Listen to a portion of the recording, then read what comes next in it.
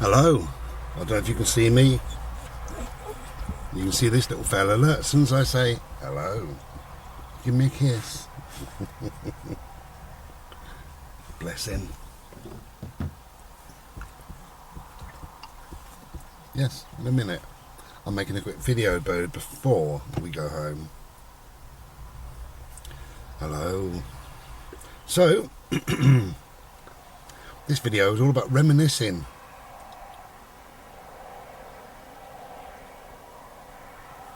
I'm in a place, in fact I'm in the exact spot I was last here when I was 21.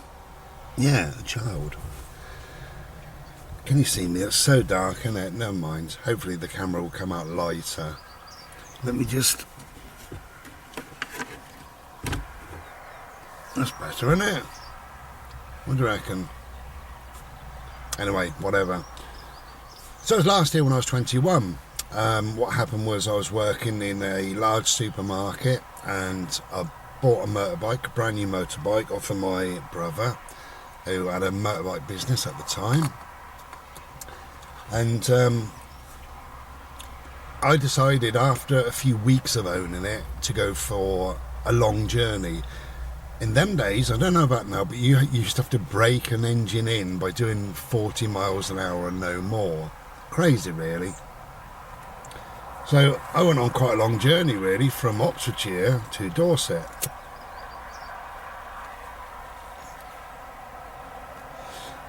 I had a mate in Dorset and I thought I'd go down and see him and spend, I think I spent about 2 or 3 days, maybe 4 days, long time ago. But it's very odd what you remember, really, what your brain kind of retains. I'll just move that camera because I'm not happy with it.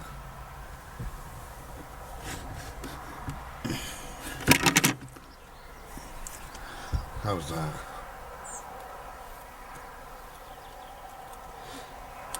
But I remember I got to this spot here and I thought, oh, enough, need a wee.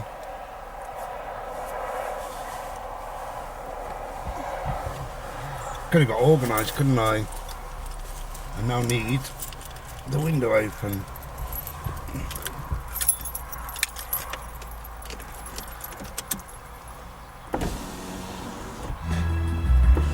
There we go.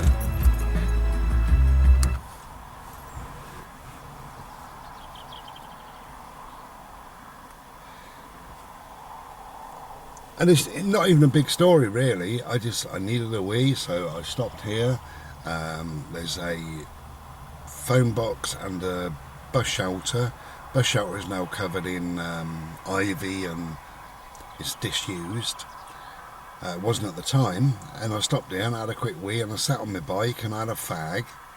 And somebody came round the corner and said, oh, hello. And I said, hello. And we had a chat. And it was really, really nice. Just for 3 or 4 minutes, something like that. And it was the first person I'd spoken to, bearing in mind I'd gone so slow, 40 mile an hour, just pop, pop, pop like that. And it was such a relief to speak to somebody, such a big thing, that I've never forgotten it. And it's not even anything major. It's so strange. So I've always remembered, and I remembered where I was and, you know, what I said or what he said and all the rest of it. Lovely little conversation. Lasted, you know, no more than 5 minutes, and he was gone, and that was that. But the very, very odd thing was, I was with my mate maybe 3 or 4 days, something like that. I got a feeling it was 4 days, and on the next day, so it would be like 5 days later, no, I could have left there at any day, any one of those days, and certainly at any time. And on the 5th day I thought, well, I'll leave today. How many hours did it take to come down here, sort of thing, you know? So I was working me route back, and of course there's no sat nav or anything like that. So I'm kind of relying on maps, you know. And I got the maps out and I was studying the maps and having a look, and I thought I'll go this way, that way, blah blah blah, you know. And it's going to take whatever it took, 4 hours or something ridiculous in them days. So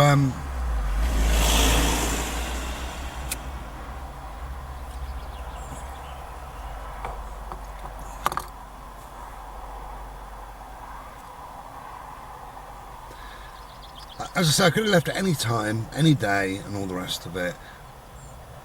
But I left at a specific time. I didn't know the time was relevant, but I left at a specific time because that meant that when I got to about this spot, which is about, I got a feeling it's about 22 to 25 miles away to where my mate lives. When I got to this spot, there was a tractor in front of me, and lo and behold, this guy was on the back of the tractor with a little border collie, and he went, "You," and he put his thumb up, and it was just really nice, great connection. I don't know why, but just a great connection. So I've always thought about kind of him and wished him well in his life, but I've thought about where I was at that particular time. Your brain is a funny thing, because I can remember what I was wearing. I had a blue bike, a blue motorbike, so I had a blue leather jacket, and I had blue sort of canvas trousers. Yeah, I can certainly remember that. I know where I was working, who I was working with, and there's all the memories then connected with them. I remember the girl that I went out with at the time. I remember the friends that I hung around with at the time. I remember the parties that I went, you know, at the time. And where does life go? I was 21. 21. Yeah, a long time, innit? I'm 57 now, believe it or not. I know I lie, I say 26, but I'm 57. So, yeah, I was 21. God. It's funny how life moves on too quickly.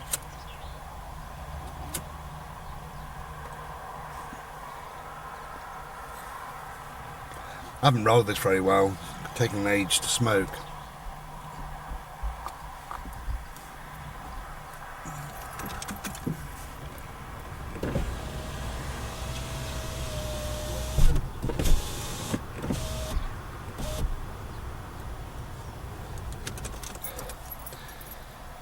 Okay, so whoever you meet in life, sometimes they have an impact in your life for some reason. Often there's things that people teach you, you might not realise it at the time, and it may sort of come to fruition a number of years later. But it's worth listening to people. When you share that time and space, you share the time and space for a reason. Often you share it for a reason. And this particular place, I shared that time and space with that person for a particular reason, and that became apparent, you know, years after, really, but it slowly became apparent. So in this video I want to tell you about the story of Sam. Okay, the story of Sam, and this is how your words can have an impact on people's lives, a huge impact. And we're talking about teaching lessons, and everybody's the teacher as well.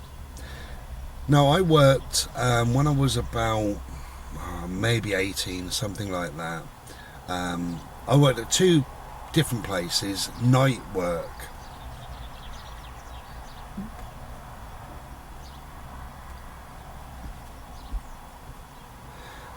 And one job, I don't know how long I was there, 3 or 4 weeks. I didn't enjoy it, and I jacked it in. Then I got another job, and that just happened to be nights. I didn't really want it because it was nights, but, you know, whatever, I thought it would see me by. Get out, little waspy thing. So anyway, I took the job and went to work, and they sent me to work on a production line, and it was rubbish, it was boring, not a lot to do, but I was doing whatever I was doing. And across the warehouse, right in my eye line, there was this guy working all on his own, And my job was so boring. I was sort of half watching him and half doing my job. It was that boring, you know. Then they turned the machine off and they said, we're going to have a tea break. It's 20 minutes.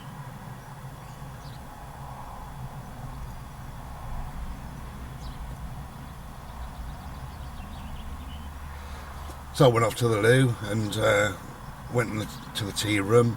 Everybody was sort of sat down. There was this bench thing that went around. That's where most people sat, like a double bench that went round. And then there was 4 or 5 tables, and the guy that was across the warehouse, he had this long, lank, dark hair. He was sat all on his own. I thought, I'll go and join him, you know. He was just, there's something about him, he was just alone. And anyway, so I said, all right, let's sit here, mate. And he sort of looked at me, he went, whatever. Very friendly, whatever. So, hello, little moth. Anyway, he wasn't very happy. Hello. Yeah, he wasn't very happy, and he was eating his sandwich and drinking tea, you know. And I said, have you worked there long? And he went, too long. I said, oh, how long's too long then?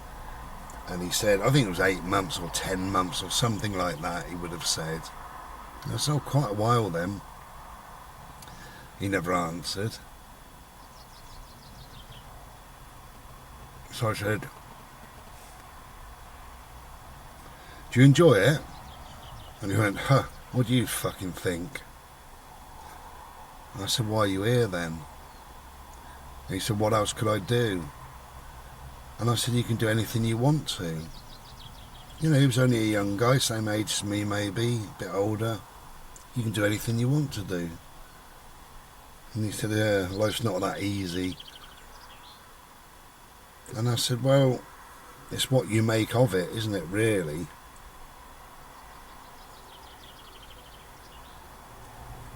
Anyway, it went quiet, and I said, what is it you'd like to do? And he said, dunno. And I said, well, when you thought that through, you know, you'd probably come up with some ideas, and that would lead you on a bit of a path, maybe, you know, to follow whatever it is that you're looking for in life. And he said, what about you? Anyway, so I said, well, you know, I want to do this, and this.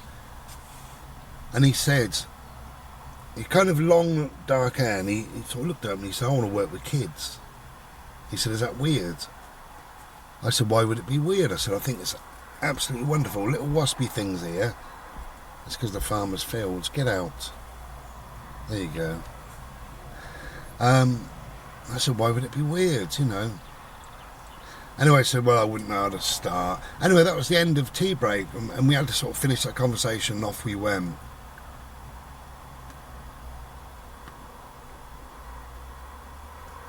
When I got back to my machine, it was what they call changeover time, so they moved me forward one and put somebody in my position, and I was working next to this bloke, you know, different bloke, and he said, what was you talking to him for in the canteen? And I said, well, why not? He said, oh, we don't bother speaking to him. Miserable bastard. I said, well, that's up to you, isn't it? You do whatever you want. And that was the end of the conversation with him. And I'm going to cut this really, but it was then dinner time. I'd been outside, I had a fag, I went and had a wee, I came back, and this guy was sat on his own with this long, lank hair. So I just sat down, and I said, all right? And he said, yeah. And I said, I didn't ask you your name. Anyway, he said, you know, my name's Sam. So I said, I'm Bry. And I said, you know what you were saying earlier about working with kids, you know, there's lots of different avenues, you know, you could volunteer maybe at a youth club or something like that. These little things, I know they're going to frighten Bodie. It's all right, mate. No, it's okay. He is frightened. Get on the couch, love. Good boy. He hates them. Anyway, I didn't know anything about working with kids, but I assumed, and I said, I think, you know, that you can volunteer here, and you can do that. You can volunteer at a youth club. maybe go for the lowest paid job through social services, contact them and just say, I want to do that. And he went, yeah, maybe. And I said, the other way is, of course, citizens' advice. You could ask them if there's any sort of jobs, what qualifications might you need and things like that. And, really off he was, he was a miserable sod. And I said, and also the careers office or the job centre, you can go there and just have a conversation. Just if you push, then you'll get what you want. It's as simple as that in life. Just push. And he went, And I said, well, you don't seem very keen, so maybe not like that. And he smiled like that. And I said, what is wrong with you? And he said, I'm pissed off. He said, I'm miserable. And that's a real shame. I said, why? And he said, I got no mates, no girlfriend. I live at home. I come here, work here, and I can't stand it. Go home, watch telly, and next day he's back at work, and that's it. He said, I'm miserable. And I said, then you've got to work your way out of here. You've got to do some, at least, of what I said. And I said to him, have some faith in yourself, have some belief in yourself. I said, right now, if you went for an interview, you wouldn't get it. Your hair's too long, it's right down here, you couldn't see his face, he's hunched over, he looks miserable, and because he was depressed, I think, And I said, you need to trim your hair, you need to smart yourself up, you need to sit up, you need to look at people in their eyes. And as I said that, it was funny, because when I was saying that, he kind of sat upright for the first time. He always sat a bit like that, but he sat upright. Couldn't believe it. Anyway, as I said, I'm cutting this really, really short. About 10 or 12 years later, I was living in Dorset for the first ever time. And me and my nephew, we'd been out somewhere to do something, I can't remember what, and parked in the car park. We were walking back on Bournemouth Sands, and he said, we only got 20 minutes to get to the bloody car park. And I said, we'd just make it, don't worry. And this family was walking towards us. There was this guy with quite short, dark hair, quite a pretty woman, and 2 kids. And I was aware this guy was smiling, big smile. Anyway, I sort of looked away and then looked at him again. Maybe he was smiling at somebody over my shoulder, that's what I was thinking. And he went, Bri, like that. And I looked at him and I said, hello. And he said, you don't remember me, do you? I said, I'm sorry, mate, no. He said, it's Sam. He said, do you remember? We worked together on nights. Oh, yeah, the other thing is I jacked that bloody job in. I worked one night. The following night, he came to look for me and said to the manager, where is he? And he said, he's jacked it in. And I had no mobile or anything like that. There was no way of him communicating with me. What a shame for him, really, bless him. Is that open or closed?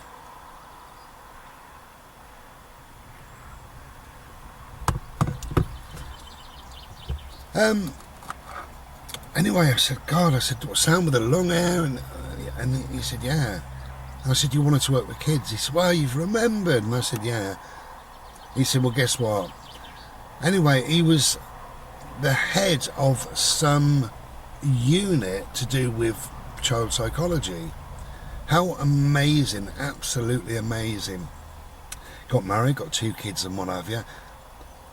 And I was fully aware the car park ticket was going to be running out, so we had to go. But I said, look, I'm going to have to go. I'm so pleased that things have worked out.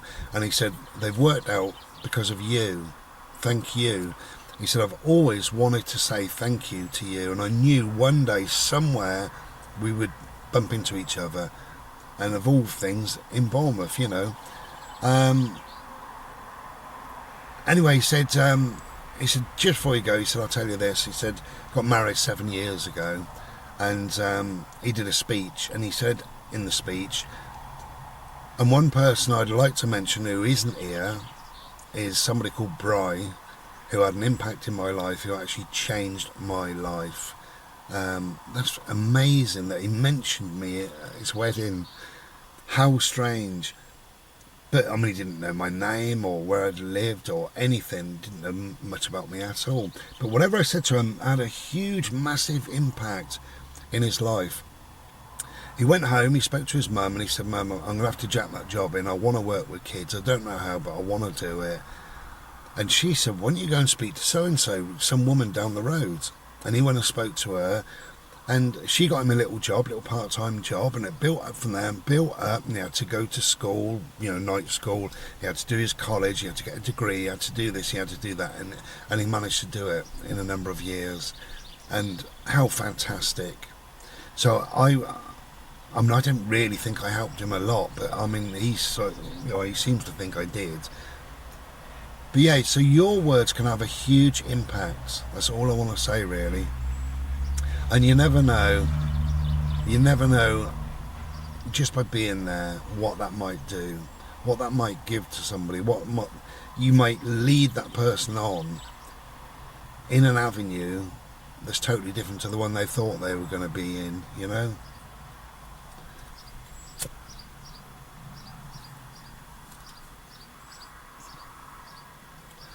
So it's a very condensed version of the story of Sam, really. I mean, there's a bit more to it. I mean, he told me other stuff and what have you, and I said, "Look, I'm going to have to go." Anyway, I shook his hand, and he was so warm and friendly and absolutely lovely. I left them, and my nephew said, when we got towards the car, he said, "Do you know what? You didn't even swap numbers," because I had a mobile then. And I said, "Oh no," I said, "maybe we didn't need to." I don't think we needed to. I think he needed to bump into me somewhere in the country and just say, "Thank you. Your words turned my life around." And that happened, and that's all that needed to happen. No idea of his name, no idea where he lives or anything like that.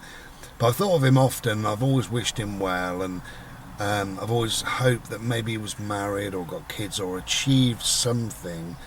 But mostly he was happy. Just achieve some happiness, because he was a miserable sod.